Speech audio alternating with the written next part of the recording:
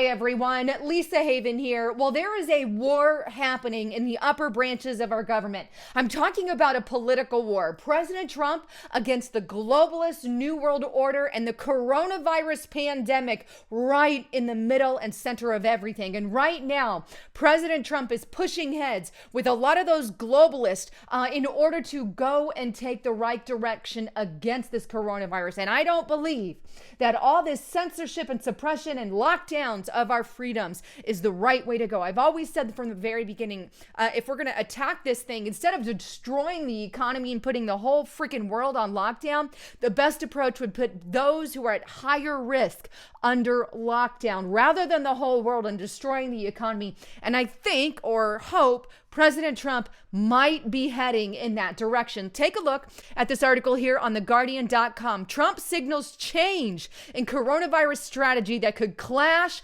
with health experts. Now, this was published Monday, March 23rd, so very recent article. And what are they referencing? They're referencing a tweet that he sent out, and I want to read you the tweet so you can see it for yourself.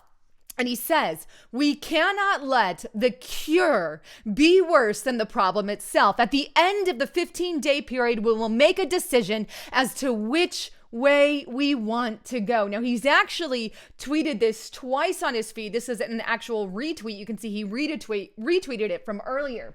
But I agree, President Trump. I was starting to lose a little faith in the president for a while, but I'm starting to get it back up if he's going the direction that I think he's going, because we can't risk breaking our entire economy. And I'm going to show you some numbers here on the coronavirus, because if you actually, well, let me jump ahead. I'm just going to jump ahead. Let me take you to, there it is. Here's the actual numbers, right? Okay, so let's look at the numbers. We know 81,496, as you see right here, is the number of claimed cases for China. China lies. They actually put out a report earlier this week. I showed it, I believe, in yesterday's report, that there was 43,000 test cases that they didn't even count, right? Which would completely throw off these numbers. But China has lied time and time again. So let's use our own numbers for stats, right?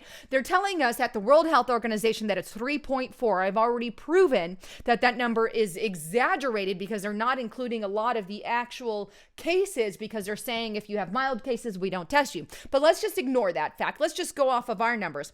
Let's see what the percentage actually is. If we take, and I've jumped ahead here, but 473, which is your number of deaths, right? And divide it by 35,345 actual cases. We have less than a 1% death rate there. Like your 1% death rate, that's the same as the flu, right? And I think President Trump is starting to see these numbers here, even in the US. Could that go up? Absolutely. But he's starting to see those numbers, and he's saying we can't let this curve so be so focused on the curve that we're willing to kill the economy. And I think that's what he's saying here. So he's saying they're going to rethink some of those decisions, but he's fighting against many in the government, because remember, we've got a lot of globalists in the government. But here too, after he made that tweet, this is why I'm kind of saying maybe he's going to go in the direction of locking down more high risk group, like your nursing home and facilities that are extremely vulnerable, but that they need to be taken care of. But he retweeted some tweets here. Correct. 15 days. Then we keep the high risk groups protected and necessary as the rest of us go back to work. This was retweeted by Trump. And not only that, here's another one here. 15 days, then we isolate the high risk group and the rest of us get back to work. So he's been retweeting some of these tweets on people saying, you know, hey, let's take some real action here. And I like what Tomi Lahren said, and Donald Trump retweeted her. So we are basically on house arrest, but they are letting the prisoners out. Sounds like a brilliant idea. And I agree with her on that one, because it makes no sense. But needless to say, I think President Trump is changing directions, but not without pushback. Like I said in the beginning, from your globalists and even from Anthony Fauci. Here it is on The Guardian. Dr. Anthony Fauci counters Trump claims amid crisis. I just want to get the facts out, he says. The public face of the U.S. scientific community amid coronavirus outbreak is tasked with countering the president's false statements. Why are they calling his false statements? Because they don't want his agenda. They want the globalist agenda. But anyway, Dr. Anthony Fauci, the head of the U.S. National Institute of Allergy and Infectious Disease, has not been fired. That might not seem much in the way of news, but Dr. Anthony Fauci is the public face of the scientific community in the coronavirus outbreak.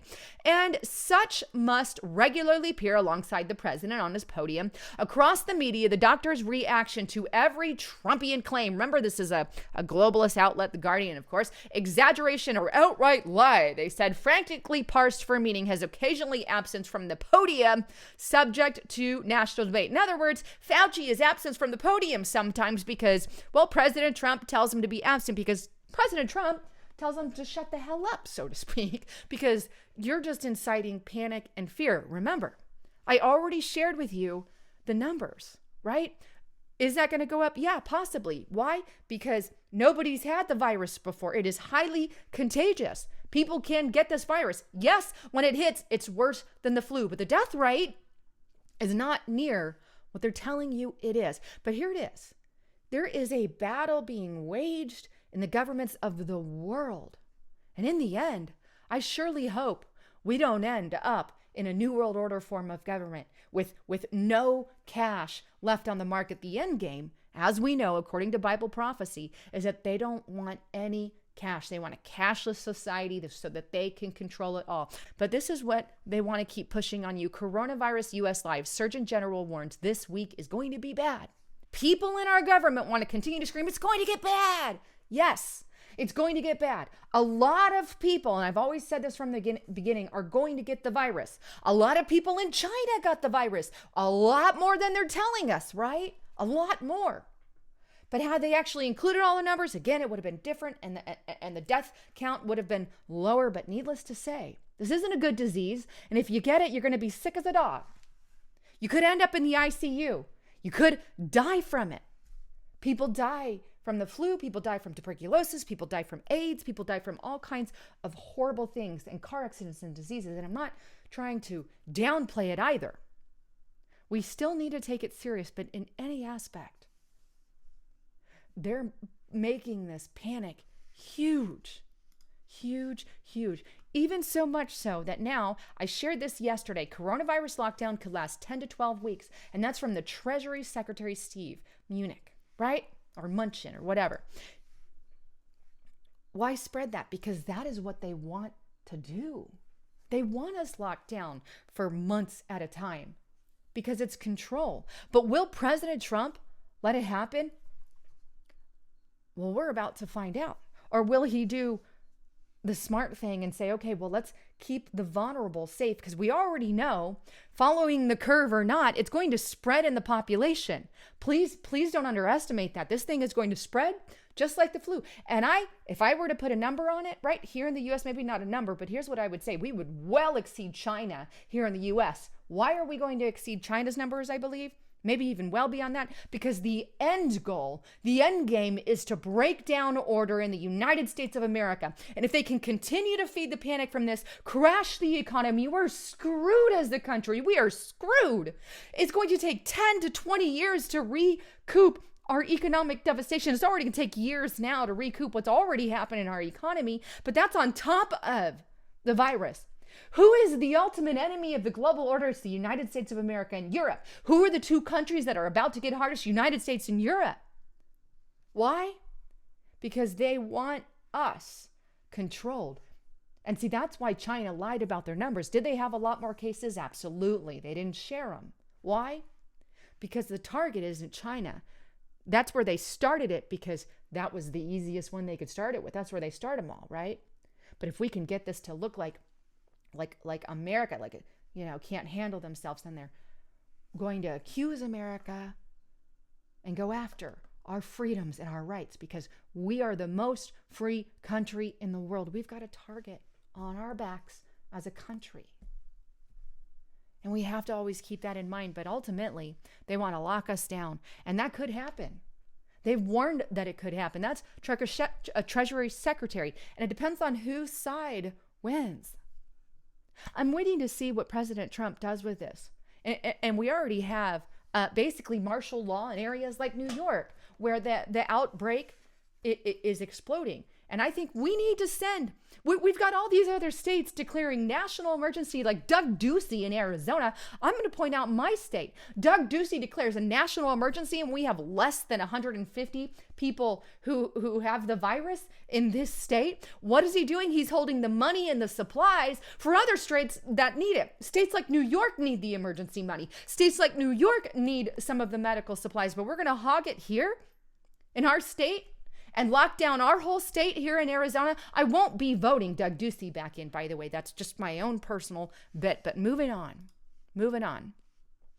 In the middle of all this, they're taking away more of our freedom. This is the point. And one of you sent this to me, and I apologize on the name, but I knew about it, and you had reminded me. So thank you for that. But HR 5717, destruction of the Second Amendment. And this is being renewed, if you will, or re-brought to the panel to basically initiate more red flag gun laws, more restrictions on your gun, a national gun registry, all involved in HR 517. And you can read about the text here. You can see it's introduced and hasn't been passed yet.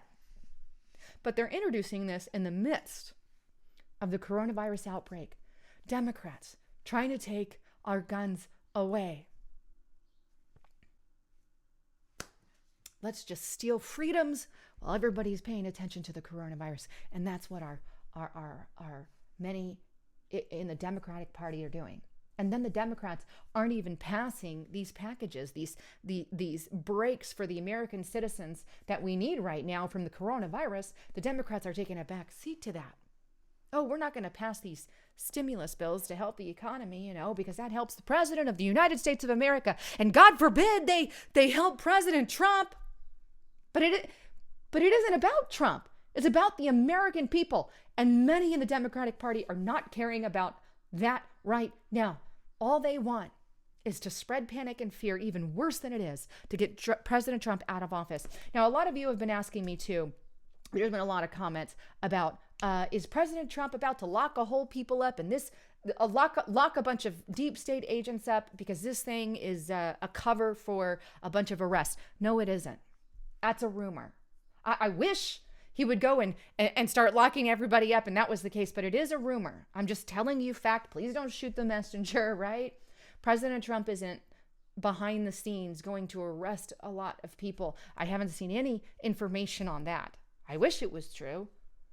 But anyway, I just wanted to kind of clear that up for you guys who had questions on that. But anyhow, again, this virus isn't good. It can and will overload some of our hospitals. It already is overloading in New York. That's why we got to send help into New York. And the biggest hit areas are going to be your homeless populations because it spreads like wildfire, your nursing home facilities. And these are the areas we're going to have to focus in on and take care of. Anyhow, I'd love to get your thoughts, comments, and concerns. Go get on over to restrictedrepublic.com. Sign up there. Get extra information. And right now, we've got 30 days for free. You don't have to sign any contract. You can quit when you want. Use the code FREE, the number 4 and the letter U, or you can spell it out YOU. Both codes work. Or even better, use the code SAVE and the number 10 to save $10 on your entire year subscription. And this is going to get you through an entire year of service so you can follow the latest up-to-date information, because as we go, more and more info is being suppressed here on YouTube. Anyhow, I love you guys. Thanks again for tuning in. I'm Lisa Haven, signing out.